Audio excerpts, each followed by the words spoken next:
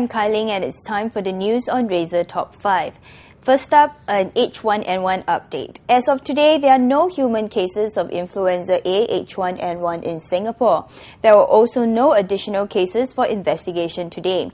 Of the 27 cases investigated so far, 24 have tested negative for the virus and 3 tested positive for seasonal flu.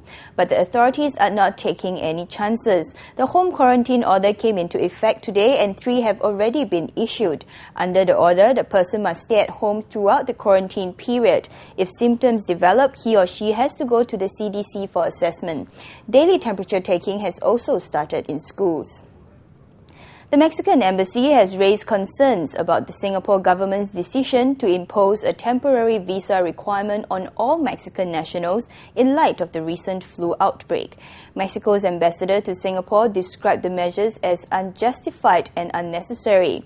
Before this, Mexicans did not require a visa to enter the country. The Immigration and Checkpoints Authority said last week that the measures were implemented in the hope of reducing the risk of a flu outbreak here. It's day 10 since news of the influenza A H1N1 epidemic broke. After upping the pandemic alert to orange, hospitals, companies and various institutions have been revving up preventive measures. Today, Serangoon Gardens Market, together with several other hawker centres around the island, get a scrub down. Razor TV checks it out. Armed with detergents and brushes, hawkers of A2 stalls at Serangoon Gardens Market waged their battle against germs in a bid to keep the influenza A H1N1 virus at bay. Don't be surprised if you see more of this cleaning at other hawker centres, markets and toilets at these places in the next 2 weeks. It is part of the National Environment Agency's relaunched Singapore OK campaign. Hawkers are declared Singapore OK only if they have hygienic food preparation, waste disposal, and cleaning systems, among other measures.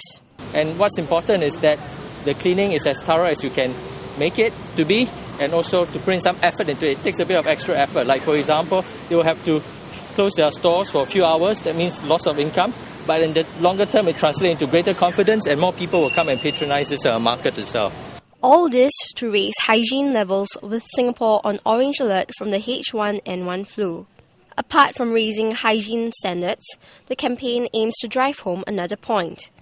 This whole effort requires everyone to play their part. I can't emphasize this more because there's only that much which NEA can do to encourage people to come on board this effort. We can, of course, enforce the law and we will do so. By the end of the day, on a 24/7-hour basis, what we need to do is for everyone now to pay greater attention to public hygiene. Dormitories, preschools and construction sites are next on the Environment Agency's hygiene battle plan, and they aim to reveal more on this soon.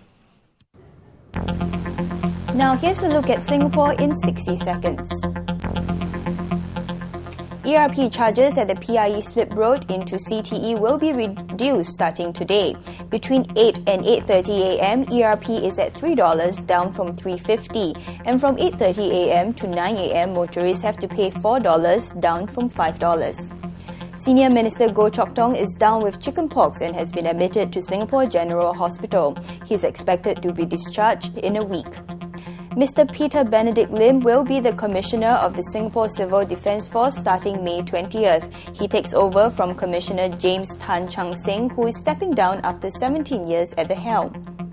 Combined profits for corporate Singapore fell 37.4%. Total earnings for the first quarter amounted to $1.12 billion, a stark change from the $1.79 billion a year ago.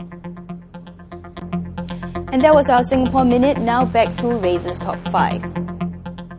Last Friday, Orchard Road celebrated its $40 million makeover with the launch of Orchard Reloaded. Magazine's Female and New York marked the occasion by staging Orchard's longest catwalk. But despite signs of how the H1N1 outbreak has affected Singapore were apparent. Even as the world gears up for the swine flu, we've been taking a lot of precautions in Singapore as well.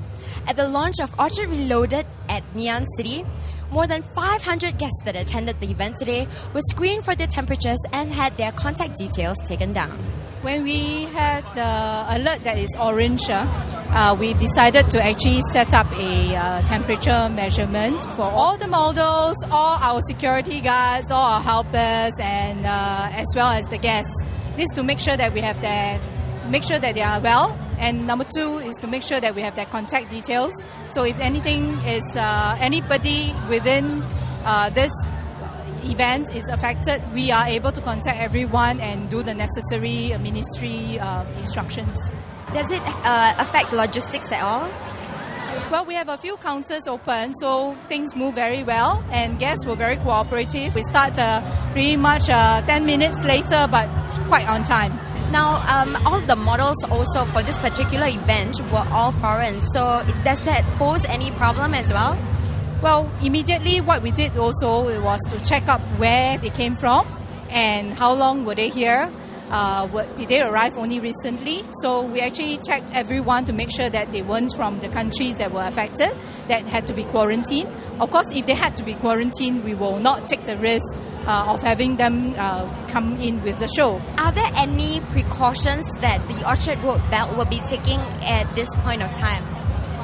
Everybody in Orchard Road, the management would be informed as to take necessary precautions, maybe make sure that the cleaning is done properly. And I think at the end of the day, Mr. Call actually said everybody should come out and still do what they normally do, right? To shop, to dine, to enjoy themselves. Saran K for Razor TV. 4 teenage girls aged 15 and 16 years old have been arrested for suspected involvement in loan sharking activities. The first suspect was detained by 2 members of the public, while the other 3 were nabbed on Sunday through follow-up investigations.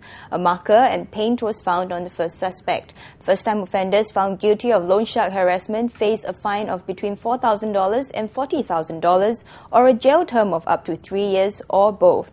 And those are our top 5 stories today. If you want to contact us, you can send us tweets at Razor TV on Twitter or send us a message via our Facebook application. Also, do drop us an email if you have any news tip, photographs or videos that you would like to share. Lastly, don't feel shy to join in our Razor TV forums to share your views and your opinions. See you tomorrow for more Razor Top 5.